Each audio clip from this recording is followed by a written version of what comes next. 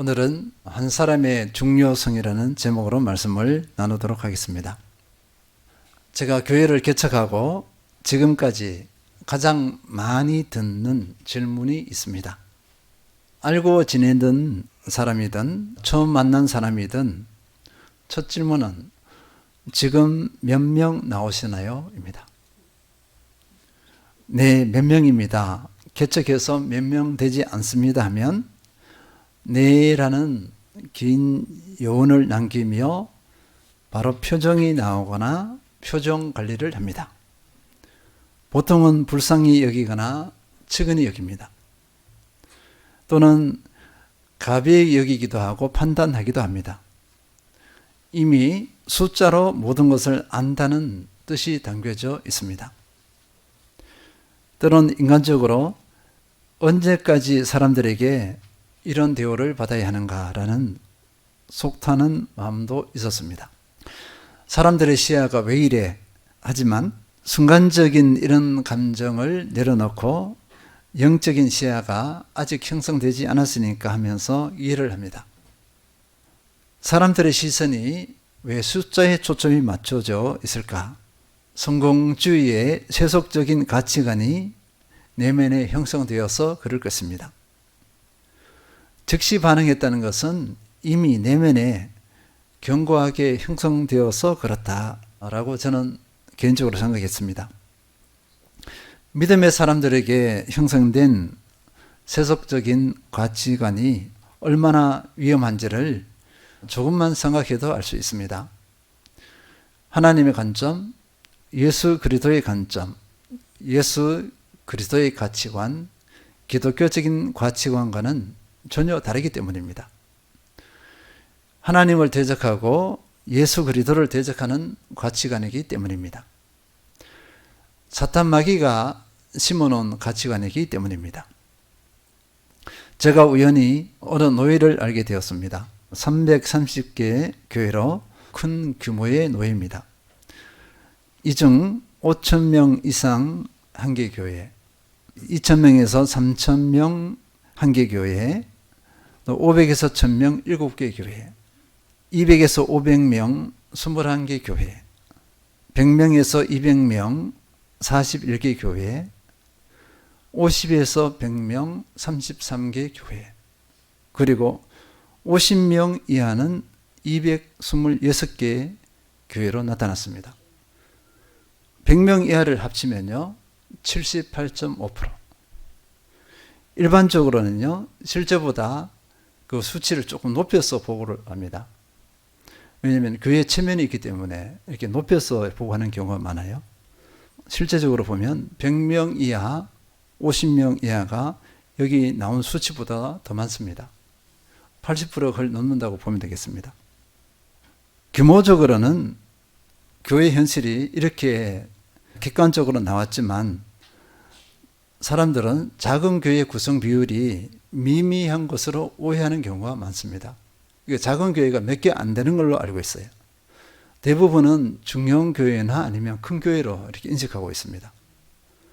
이런 오해로 인해서 작은 교회, 개척교회에 대한 인식이 부정적입니다. 능력이 부족하다. 하나님께서 역사하지 않으시는 교회이다. 복받지 못한 교회이다. 부흥을 경험하지 못한 교회이다. 이런 편견을 가지고 있습니다. 심하게는 소망이 없는 교회로 치부하기도 합니다. 누가 그럴까요? 세상 사람들이 아니라 그리스도인들이 그렇게 하고 있습니다. 세속적인 가치관으로 보면 100명 이하, 50명 이하의 교회는 불쌍하기 그지없습니다. 심하게는 이렇게 질문하기도 합니다. 왜 존재하지? 100명 이하, 50명 이하 되는 교회가 존재할 이유가 있나? 하면서 물음표를 던지기도 합니다. 우리 성도님들은 어떤 관점을 가지고 있습니까? 우리 교회가 작습니다. 50명 이하입니다. 어떤 관점을 가지고 계십니까? 작은 교회로 인해 부끄러워하지는 않았습니까? 큰 교회를 갈 걸 하고 후회하지는 않았습니까? 저는 한동안은 성공주의에서 벗어나지 못해 많이 위축되었습니다. 저의 연약함이요 저의 부끄러움입니다. 성도님들은요, 우리 교회 성도님들은 작은 교회가 어때? 라고 하면서 당당히 말씀하시는 걸 보았습니다. 그러니까 우리 성도님들은 세속적인 관점은 아닌 것 같습니다. 사실 하나님께서는 규모, 숫자에 관심을 두지 않으십니다. 교회의 화려함에 관심을 두지 않습니다. 요한계시록의 7교회 중 책망한 교회와 칭찬한 교회가 있습니다. 그 교회의 한 개의 교회를 한번 예로 들어 보겠습니다. 먼저 심각하게 책망하신 교회가 있습니다. 라오디게아 교회입니다. 요한계시록 3장 17절, 내가 말하기를 나는 부자라 부유하여 부족한 것이 없다 하나 내 공고한 것과 가련한 것과 가난한 것과 눈먼 것과 벌거벗은 것을 알지 못하는도다. 라오디게아 교회는요, 이 지역은 부유한 도시입니다. 이 지역에 지진이 나서 이제 복구가 필요한데 다른 도시가 전부 다 로마에 지원금을 요청했어요. 근데 이 도시는 지원금을 준다 해도 필요 없어요. 우리 스스로 다 복구할 수 있어. 이렇게 하면서 지원금도 받지 않았습니다. 그만큼 잘 사는 도시라고 볼 수 있겠습니다. 도시가 부유하니까 성도들도 부유하겠죠. 그러면 성도님들이 헌금도 많이 있을 거 아니에요. 헌금도 많이 하죠. 교회는 화려하겠죠. 그리고 성도 숫자가 많겠죠. 이 상황에서 라오디게아 교회 성도들은 스스로 자평했습니다. 됐다는 거죠. 우리 교회는 하나님께서 역사하시는 교회야. 이렇게 자평하고 만족했습니다. 근데 하나님께서는 어떻게 보시느냐 이것입니다. 요한계시록 방금 읽은 3장 17절을 풀어서 쓴 건데 제가 한번 읽어드리겠습니다. 너희는 스스로 말한다. 우리는 물질적으로 부자이다. 모든 것이 풍족하여 부족한 것이 없다. 모두가 하나님의 축복의 결과이다. 그러니 영적으로 건강하고 부유하다. 그러나 나는 내가 진단한 너희의 상태를 말해주겠다. 여기서 나는 예수님입니다. 예수님께서 진단해 주신 것을 말씀인데요. 너희는 영적으로 비참한 상태에 있다. 불쌍하기가 그지없는 극단적인 가난의 상황에 있다. 영적으로 완전히 눈이 멀었고 입을 것이 없어서 벌거벗은 상태이다. 민망하여 참아볼 수 없는 그런 상황 가운데 있다. 그럼에도 너희들은 이 상황에 대해 전혀 알지 못하고 깨닫지 못하고 있다. 이것을 풀어 쓴 것입니다. 계시록 3장 17절을 풀었으면 이렇게 되는 겁니다. 성공주의가 침투한 라오디게아 교회였습니다. 자부심이 얼마나 대단했겠습니까? 세상적으로 성공했습니다. 교회에 헌금도 많이 내죠. 그러면 다 된 것으로 알고 있습니다. 우리 시대를 한번 보면요. 우리 시대도 이런 모습이 있지 않나, 많은 교회들이 이런 상황 가운데 있지 않나 살펴볼 필요가 있습니다. 다음으로 칭찬만 하신 서머나 교회입니다. 서머나 교회는요, 요한계시록 2장 9절입니다. 내가 내 환난과 궁핍을 알거니와 실상은 내가 부유한 자니라. 자칭 유대인이라 하는 자들의 비방도 알거니와 실상은 유대인이 아니요 사탄의 회당이라. 또 이것을 풀어서 쓴 것을 읽어드리겠습니다. 나는 너희가 믿음을 지키기 위해서 당했던 견디기 힘든 압박과 박해, 고통과 고뇌를 정확하고 세밀하게 알고 있다. 너는 나 예수 그리스도만을 만왕의 왕이요 만주의 주로 예배하고 섬겼기 때문에 정치, 경제, 사회, 종교적으로 많은 제재를 받고 핍박을 받았다. 재산을 강제로 몰수당하고 폭도에 의해 강탈당했다. 직업을 잃고 직업을 얻는 것도 불가능해졌다. 그로 인해 비참한 궁핍과 가난에 직면했다. 그러나 너희는 육신적이고 물리적으로 볼 때는 가난했지만 영적으로는 부유한 자들이다. 이것이 예수님의 평가예요. 서머나 교회 성도들은요, 이 믿음을 지켰는데요, 핍박이 박해가 왔습니다. 그리고 직업을 못 가져요. 조합이 형태해져서 믿는 사람은 가입을 안 시켜요. 그래서 직장도 또 사업도 하지 못합니다. 이것을 다 감내했어요. 근데 라오디게아 교회는요, 타협해 버렸습니다. 타협을 했어요. 그런 제재를 받지 않았어요. 부유했습니다.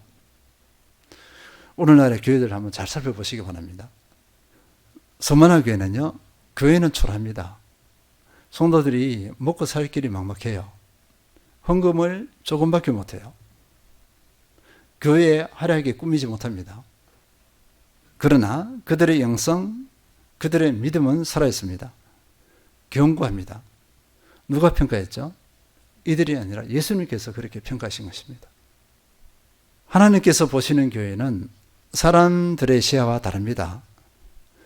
성공주의적인 가치관으로, 이 가치관으로는요, 하나님의 시야를 이해하지 못합니다. 그리고 자신의 실체를 깨닫지 못합니다. 오늘 본문은 교회가 어떠해야 되는지 우리에게 좋은 답을 제시해 주고 있습니다. 골로새서 1장 27절 읽겠습니다. 하나님이 그들로 하여금 이 비밀의 영광이 이방인 가운데 얼마나 풍성한지를 알게 하려 하심이라. 이 비밀은 너희 안에 계신 그리스도시니 곧 영광의 소망이니라. 골로새서 1장 27절은요, 하나님의 마음을 보여주고 있어요. 하나님이 그들이 누구냐면은 믿음의 사람, 성도들입니다. 성도들로 하여금 이 비밀의 영광은 그리스도입니다. 예수 그리스도의 영광이 이방인 가운데 얼마나 풍성한지를 알게 하려 하십니다. 믿음의 사람들이 이걸 알아야 되는 거예요. 하나님께서 이 믿음의 사람들로 예수 그리스도의 비밀, 그 풍성이 얼마나 큰지를 알기를 원하십니다. 그래서 이 마음, 하나님의 마음과 뜻을 아는 사도 바울은 이 비밀이신 그리스도를 전파하고 권하고 가르쳐요. 그것이 뭐냐니까 골로새서 1장 28절입니다. 읽겠습니다. 우리가 그를 전파하여 각 사람을 권하고 모든 지혜로 각 사람을 가르치면 각 사람을 그리스도 안에서 완전한 자로 세우려 함이니. 먼저는 그리스도를 전파하는 것입니다. 우리가 그를 전파하여, 그는 누구죠? 그리스도. 비밀이신 그리스도를 전파하는 것, 첫 번째입니다. 사도 바울이 예수 그리스도를 전파하는 내용이 무엇이죠? 그리스도의 죽으심과 부활입니다. 예수 그리스도께서 죄인인 인간을 위해서 십자가에 못 박혀 죽으시고 부활하셨다? 이것을 전파했습니다. 이 복음 전파를 위해 사도 바울이 어떻게 했느냐? 사도행전 20장 24절 우리가 너무나 잘 알고 있습니다. 내가 달려갈 길과 주 예수께 받은 사명 곧 하나님의 은혜의 복음을 증언하는 일을 마치려 하면은 나의 생명조차 조금도 귀한 것으로 여기지 아니하노라. 이 그리스도의 죽음과 부활을 증언하는 일을 마치려 하면은 나의 생명조차 조금도 귀한 것으로 여기지 아니하노라. 이게 목숨을 걸고 이렇게 했다는 거예요. 자기의 모든 것을 다 들여서 이 복음을 증거했다. 그런데요, 이 복음 증거만으로 되느냐 이거예요. 전파하는 것에 그치지 않습니다. 그 다음 단계가 필요합니다. 살리기 위한 것, 나를 살리고 나를 세우기 위해서 어떻게 해야 되느냐. 이 예수 그리스도의 죽으심과 부활을 믿습니다라고 여기서 그쳐서는 안 돼요. 왜냐하면 죽으심과 부활을 믿는 것은 어머니의 뱃속에서 10개월 있다가 아이가 태어나는 것하고 똑같아요. 이 믿음은 이제 태어납니다. 그 다음에 아이가 어떻게 되죠? 10개월보다 더 많은 수고가 따라야 돼요. 양육해야 됩니다. 먹이고 입히고 다 해야죠. 공부를 시켜야죠. 자립할 때까지 계속 이 자녀에게 헌신해야 돼요. 그러면 신앙에도 이것이 필요합니다. 믿고 영접한 사람에게 이제 생명이 탄생했잖아요. 그 다음에 양육과 훈련의 과정이 필요합니다. 1대1로 또는 다수에 의해서, 공동체에 의해서 다방면으로 양육과 훈련을 받아야 됩니다. 그 과정을 거쳐야 일정 기간이 되면 이제 의젓한 그리스도인으로의 모습이 나타납니다. 이 과정을 거치지 않으면 영적 어린아이에서 벗어나지 못해요. 영적 생명은 육적인 생명과 마찬가지 그냥 저절로 이렇게 성장하고 변화되지 않습니다. 양육과 훈련의 과정을 거쳐야 가능합니다. 그래서 두 번째는요, 태어난 생명을 그 다음에 권하는 것입니다. 각 사람을 권하고 이렇게 했습니다. 이 각 사람을 권한다고 할 때는요, 실천을 점검한다, 충고한다, 각가지가 있겠죠. 삶을 터치하는 것입니다. 삶을 터치할 때 어떻게 하냐면요, 이렇게 할 때는 옆으로 빗나갈 때는 아니라고 턱 터치하는 거예요. 권면하는 것, 때로는 야단치고 훈계하는 것까지 다 포함합니다. 자, 우리가 교회에서는 사랑 이렇게 하잖아요. 잘못된 것까지 사랑으로 덮어주고 옳다고 하는 것이 아니에요. 여기 뭐가 필요하면 사랑의 채찍이 필요합니다. 여기 채찍은 우리는 뭘 하죠? 권면입니다. 언어로 합니다. 권면. 틀려서 그렇게 하면 안 됩니다 하고 따끔하게 야단을 치고 혼을 내는 거예요. 이것을 받아들인 사람은 그것을 수용해서 변화가 일어납니다. 받아들이지 않은 사람은 더 나빠지게 돼 있어요. 이게 원리입니다. 권할 때는요, 1대1의 권면이 있어요. 일반적으로 1대1이 좋습니다. 각 사람을 했잖아요. 그 다음에 그룹적으로 할 수도 있어요. 아니면 좀 예외적인 것이긴 하지만 전체 회중 앞에서 이렇게 권면하는 경우가 있어요. 이때는 자칫하면 그 권면받는 사람이 상처를 받을 수가 있어요. 그래서 1대1이 좋습니다. 사도 바울은 이런 수고를 마다하지 않았어요. 각 사람을 이렇게 했습니다. 교회에서 이 책망이 없으면 어떻게 될까요? 세상에서 부모님이 그 할아버지나 할머니가 손주를 기억해 하면 아이들은 버릇 없이 막 자라잖아요. 마찬가지, 교회도 버릇 없어요. 하나님을 하나님으로 여기지 않아. 그 성도들을 성도로 여기지 않아요. 그러니까 흔히 말하면 쓸모없는 존재가 됩니다. 그래서 권면이 꼭 필요해요. 이 선지서에 보면 권면에 대한 것이 되게 많아요. 권면은 칭찬의 말도 있어요. 잘한 거 칭찬 잘했다 이렇게 하지만은 아닌 것에 대해서는 따끔하게 아니라고 하는 겁니다. 이것이 권면의 모습이에요. 그 다음에 전했고 권면했잖아요. 세 번째는 뭐냐면은 각 사람을 가르치는 것입니다. 진리 말씀을 가르치는 것이에요. 이 가르치는 것도 뭐냐면 1대1이 있습니다. 1대1로 가르침, 그 다음에 소그룹적인 가르침, 그 다음에 회중, 예배 드릴 때나 함께 이렇게 강단에서 가르치는 것 다 포함된다고 볼 수 있겠습니다. 이 가르침이 있어야 개인이 성장과 변화가 일어나고 권면과 같이, 그 다음에 교회가 든든하게 세워집니다. 가르침이 없이는 발전이 없어요. 진리의 말씀을 가르쳐야죠. 그래서 우리가 1대1 양육 과정을 거치고 훈련 과정을 다 거칩니다. 사도 바울은 이런 모든 1대1 예제 소그룹 또는 공동체에서 이렇게 이 세 가지 원리를 잘 적용했다고 볼 수 있어요. 그래서 우리 개역 개정에는 각 사람을 이렇게 번역했습니다. 그러면 사도 바울이 이렇게 한 이유가 무엇일까요? 왜 이렇게 했을까요? 그냥 강단에서 사람들 모아놓고 한번 툭 쳐버리면 되잖아요. 그런데 왜 각 사람을 그렇게 했을까요? 한번 보겠습니다. 보면은 각 사람을 그리스도 안에서 완전한 자로 세우려 함이라 했어요. 각 사람을 그리스도 안에서 완전한 자. 이 완전한 자라는 것은 제가 자주 말씀드렸잖아요. 성숙한 그리스도인입니다. 골로새서 1장 22절에서는요. 너희를 거룩하고 흠없고 책망할 것이 없는 자로 그 앞에 세우고자 하셨으니 거룩하고 흠없고 책망할 것이 없는 사람으로 세우기 위해서 이렇게 표현할 수도 있고 그리스도의 온전한 제자와 일꾼이라도 이렇게 해석할 수도 있고 그 다음에 그리스도의 장성한 분량에까지 성장하는 것이라 이렇게 해석할 수도 있고 다양한 표현이 있습니다. 어쨌거나 이렇게 하는 이유는 그리스도 안에서 완전한 자입니다. 이게 영적인 어린아이가 아니에요. 영적으로 성숙한 어른을 의미하는 것입니다. 이 과정을 거치지 않으면 이런 일꾼으로 이런 제자로 세워질 수가 없어요. 우리가 예배 드린다고 이렇게 변화될 줄 아시는지 모르겠어요. 뭐 강단에서 말씀드리기 좀 그렇지만 예배를 100번 1000번 들어보세요. 한 주도 안 빠지고 들어보시기 바랍니다. 이런 1:1 소그룹이나 친밀한 인격적인 관계를 거치지 않고 예배를 드린 사람이 변화가 일어나나 안 일어나나 보시기 바랍니다. 거의 없어요. 자기 만족이에요. 나 오늘 예배 드렸다. 아무리 쌓여도 변화가 일어나지 않습니다. 관계 속에서 인격이 전인격적으로 부딪혀야 변화가 일어나요. 그래서 하나님께서 공동체로 불러주신 것입니다. 이것이 교회예요. 그러면 사도 바울이 이 일을 위해서, 이 열매를 맺기 위해서 어떻게 했느냐. 골로새서 1장 29절 읽겠습니다. 이를 위하여 나도 내 속에서 능력으로 역사하시는 이의 역사를 따라 힘을 다하여 수고하노라. 힘을 다하여 수고한다고 했습니다. 이게 전심전력입니다. 그 에너지가 방전되기까지 이렇게 표현해요. 에너지가 소진된다 그랬잖아요. 젊을 때는 잘 몰랐습니다. 저도 이제 나이가 들다 보니까 이게 뭔지 알겠어요. 마음은 원해놓되 에너지가 없어요.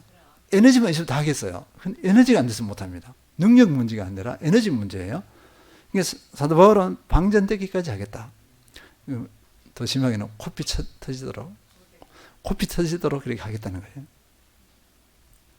그런데 사도 바울은요, 그 애씀이 자신의 힘으로 하지 않습니다. 자신의 힘으로는 한 사람을 그리스도의 온전한 제자와 일꾼으로 세우는 것이 불가능하다는 것을 알고 있어요. 코피 터지도록 해도 안 돼요. 저도 그래봤지만 안 됩니다. 성령께서 역사해 주셔야 돼요. 그래야 그 사람이 변화됩니다. 아무리 해보세요. 흥 해버립니다. 흥 해버려요. 그러면 끝난 겁니다. 성령께서 마음을 조정하시면 가슴을 치며 회개해버려요. 통회하고. 태도가 싹 바뀌어버려요. 그때 와 놀랍다. 그죠? 하나님께서 하셨구나. 하나님께 영광의 박수 막 할렐루야 이렇게 합니다. 내문에 해보세요. 날마다 낙담입니다. 그래서 사도 바울은 그래서 내 속에서 능력으로 역사하는 이의 역사를 따라 힘을 다해 수고한다 이렇게 한 것입니다. 이 성령의 힘으로 성령의 일하심을 따라 이렇게 했는데요. 이것을 어떻게 하냐면 자신이 주체가 아니라 성령께서 한 사람을 변화시켜요. 자기는 따라가는 겁니다. 동참하는 거예요. 동참. 성령께서 하시는 자기는 동참. 이 동참하는데 그냥 설렁설렁이 아니라 힘을 다해요. 힘을 다하여 동참해요. 그러니까 성령님과 함께 동역자가 되는 거예요. 동역자가 되는데 성령님께서 하시는 일들을 볼 수 있어요. 살아계신 하나님을 맛볼 수 있습니다. 동참하지 않은 사람은 경험할 수가 없어요. 사도 바울은 이것을 지금 누리고 있습니다. 한 사람에게 이렇게 투자하는 것, 코피 터지도록 모든 에너지를 다 소진해서 투자합니다. 투자하는 것에 대해서 비효율적이라고 보는 경우가 많습니다. 그러나 가치가 있습니다. 왜냐하면요, 그 한 사람은 천하보다 귀하기 때문입니다. 이 세상의 잣대로 성공주의로 한 사람을 바라봐서는 안 됩니다. 그 한 사람을 평가해서는 안 됩니다. 하나님께서는 그 한 사람을 위하여 어떻게 하셨죠? 독생자를 십자가에 못 박히게 하셨고 죽게 하셨습니다. 다른 말로 말해서 독생자를 버리셨습니다. 그 한 사람을 위해서요. 성공주의 관점으로 보면 하나님은 어리석은 사람이에요. 어리석은 존재입니다. 어리석은 하나님이에요. 이렇게 비효율적인 하나님이 어디 있나 이렇게 할 수 있어요. 근데 그 한 사람이 어떤 존재였죠? 죄인 중에 죄인입니다. 연약하게 그지없는 존재예요. 그리고 흔히 말하면 세상에 쓸모짝이 없는 그런 사람을 위해서 목숨을 내줘요? 비효율입니다. 비효율. 근데 하나님께서는 그렇게 하셨어요. 나는요, 어떤 존재죠? 가장 비효율적인 헌신을 하신 존재예요. 하나님께서 나에게 하신 것은 가장 비효율적인 헌신이었습니다. 가장 비효율적인 사랑을 한 존재예요. 그러니까 나는 그런 헌신을 받았고 그런 사랑을 받은 존재입니다. 내가 그런 비효율적인 헌신과 사랑을 받은 존재예요. 그걸 생각하셔야 됩니다. 그 비효율이 아니었으면 내가 구원받지 못했어요. 하나님의 자녀 되지 못합니다. 영원한 생명 없어요. 그 비효율적인 헌신을 통해서 내가 지금의 내가 존재했습니다. 이것이 하나님의 방식이에요. 방식. 요한복음 4장 9절에서 10절 세 구절 같이 읽겠습니다. 사마리아 여자 한 사람이 물을 기르러 왔음에 예수께서 물을 좀 달라 하시니 사마리아 여자가 이르되 당신은 유대인으로서 어찌하여 사마리아 여자인 나에게 물을 달라 하나이까 하니 이는 유대인이 사마리아인과 상종하지 아니함이로라. 예수께서 대답하여 이르시되 내가 만일 하나님의 선물과 또 내게 물 좀 달라 하는 이가 누구인 줄 알았더라면 내가 그에게 구하였을 것이요 그가 생수를 내게 주었으리라. 예수님께서 갈릴리로 가실 때 갈 수 있는 길은 세 가지 길이 보통 있었습니다. 그런데 그 중에 한 가지가 가장 지름길을 할 수 있는 사마리아 길이에요. 그런데 유대인들은 이 사마리아 길 지역으로 지나지 않아요. 사마리아 사람들은 유대인이 상종하지 않았어요. 왜냐하면 저주받은 족속, 저주받은 지역으로 인식했기 때문에 절대로 그리로 가지 않습니다. 아무리 다급해도 그리로 지나가지 않아요. 그런데 예수님께서 그 저주받은 지역, 그리로 지나가십니다. 예수님께서 그때 이 편견을 깨뜨리기 위해서 이게 통과하신 의도가 있을 거예요. 그리고 또 한 가지가 뭐냐면은 한 사람입니다. 한 사람. 그 한 사람이 누구냐니까 오늘 방금 읽은 말씀에 사마리아 여인입니다. 그 한 사람이 어떤 사람이냐면 남편이 다스였을 때요. 지금 예수님을 만나는 때가 낮입니다. 낮에 물들어 가지 않아요. 너무 더워서 움직이지 않습니다. 그런데 이 여인은 사람을 만나는 것을 꺼려해서, 왜냐하면 수치심 때문에 혼자서 물들어 갔어요. 거기서 예수님을 만난 겁니다. 예수님은 이 여인을 만나려고 그 사마리아 지역을 통과하신 거예요. 이 여인 한 사람이 중요했기 때문입니다. 사람들은 천시 여기고 손가락질하고 이렇게 했지만 예수님 보시기에 이 여인이 중요해요. 그래서 우리가 사람들을 함부로 평가하면 안 됩니다. 함부로 손가락질하면 안 돼요. 우리는 예수님의 마음을 모르고 그냥 손가락질 막 하고 그대로 보이는 걸 가지고 막 판단해 버립니다.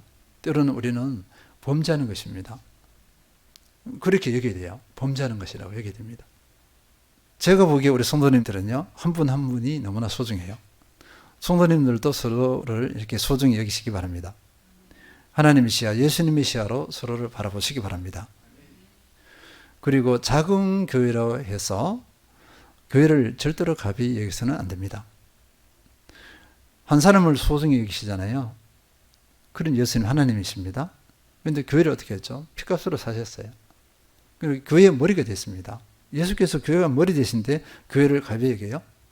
그러면 우리가 교회를 가벼이 여긴다. 규모가 작다 해서 교회를 가벼이 여긴다는 것은 누구를 가벼이 여기는 거죠? 하나님, 예수님을 가벼이 여긴 거죠. 머리 대신 예수님을 가벼이 여겨요. 가벼이 여긴다는 어떤 건지 아세요? 예수님, 능력이 이거밖에 안 됩니까? 이거예요. 예수님께 능력을 논하는 것하고 똑같아요. 하나님을 향하여 능력을 논하는 겁니다. 이런 어리석음이 어디 있어요? 예수님께서 원하시면 이 제아교회로 10,000이고 100,000이고 100만이고 만들 수 있어요. 근데 그렇게 하지 않으세요. 선하신 뜻이 있어요. 절대 섭리가 있습니다. 선하다는 그 섭리 가운데서 다양한 훈련을 시키고 어렵게 하고 다양한 사람을 만나고 하는 거예요. 우리가 저주받았어요? 아니에요. 하나님의 계획입니다. 만나면 하나님의 계획입니다. 합력하여 선을 이루게 하시려고 이 상황을 주신 거예요. 또 필요하시다면 부모께서 더 많게 하실 수도 있어요. 하나님의 영역입니다. 그런데 교회를 가벼이 여겨요. 하나님을 판단하는 거죠. 하나님의 능력을 시험하는 거죠. 얼마나 범죄인지 몰라요. 에드워드 킴볼이라는 사람이 어느 날 시카고의 한 구두 수선집에서 구두 수선을 하고 있던 18세의 젊은 청년에게 예수를 믿으라고 전도합니다. 이 청년은 가난해서 비용을 멈췄습니다. 그래서 글도 잘 몰라요. 그리고 이 청년은요, 그 자리에서 예수님을 영접합니다. 이후 예수님을 체험하는데요, 어머니에게 자신이 거듭난 체험을 편지로 씁니다. 어머니, 1837년 2월 5일은 제가 어머니로부터 처음 태어난 생일이지요. 18년이 지난 오늘 4월 21일은 제가 성령으로 거듭난 참 생일입니다. 어머니 기뻐해 주세요. 이 시시했던 청년, 보잘것없었던 청년입니다. 바로 미국 교회사를 가장 영광스럽게 장식했던 위대한 하나님의 사람 D.L. 무디였습니다. 아무도 주목하지 않았어요. 별 볼 일 없는 한 청년입니다. 18살. 배움도 없는 청년. 스코틀랜드의 한 교회에서 부흥회가 열렸습니다. 매일 저녁 예수를 믿을 사람들을 초청하고 결신자를 초청했는데 한 사람도 응답하지 않았습니다. 사흘째 저녁에 겨우 어린 소년 하나가 손을 번쩍 들고 앞으로 나왔습니다. 그러나 그 다음 날 또 결신자는 없었습니다. 한 주간의 부흥회를 마치면서 목사님은 얼마나 실망했는지 모릅니다. 그리고 이런 말을 했습니다. 이번 집회에는 겨우 어린 소년 한 명밖에는 결신자가 없었습니다. 이렇게. 겨우 어린 소년 한 명밖에는. 그러나 그로부터 20년이 지난 어느 날 그 교회 목사님은 그 옛날 자기가 했던 그 고백을 크게 후회했습니다. 왜냐하면 그 부흥회 기간 동안에 유일하게 예수 믿기로 결심했던 그 어린 소년이 잘 자라서 누구가 되었냐면요. 그 유명한 데이비드 리빙스턴이 되었기 때문입니다. 리빙스턴, 검은 대륙 아프리카를 복음으로 놀랍게 변화시켰던 위대한 선교사 리빙스턴. 그래서 우리는 한 사람을 가벼이 여겨서는 안 될 줄 믿습니다. 한 사람의 가치를 아는 사람이 되어야 될 줄 믿습니다. 정리하겠습니다. 우리는 그리스도인이라 하나 그 내면은 세상의 가치 체계에 지속적으로 영향을 받고 있습니다. 자신도 모르게 교회를 규모로 평가하는 경향이 있습니다. 성공주의 관점입니다. 그러나 하나님께서는 규모로 보시지 않으십니다. 규모와 상관없이 모든 교회는 동일합니다. 예수 그리스도께서 교회의 머리 되시기 때문입니다. 교회를 바라보는 관점은 규모가 아니라 예수님의 시야가 되어야 합니다. 예수님께서는 한 사람에게 관심을 가지고 계십니다.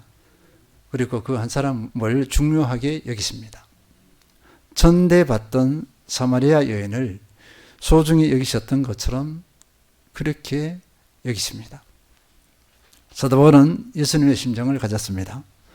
성도들 한 사람 한 사람을 귀하게 여기고 각 사람을 권면하고 가르쳤습니다.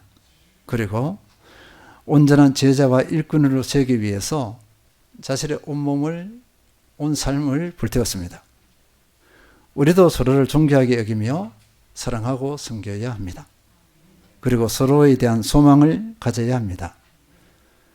소망은 바로 그리스도의 온전한 제자와 일꾼입니다. 그리스도의 온전한 제자와 일꾼은 하나님의 뜻이고 하나님의 계획이기 때문입니다. 그리고 우리 각 사람은 이 시대의 사마리아 여인, 이 시대의 무디, 이 시대의 리빙스턴이 되어야 합니다. 골로새서 1장 28절에서 29절 읽겠습니다.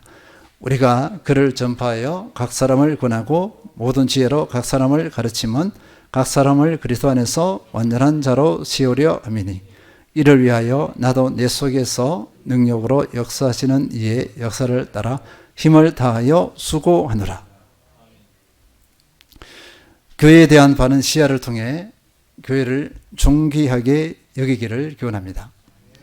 또 나의 소중함, 나의 가치를 알고 다른 사람의 소중함, 또 다른 사람의 가치를 알아서 함께 이 시대에 하나님이 귀하게 쓰시는 그리스도의 온전한 제자 일꾼 되시길 축원드립니다.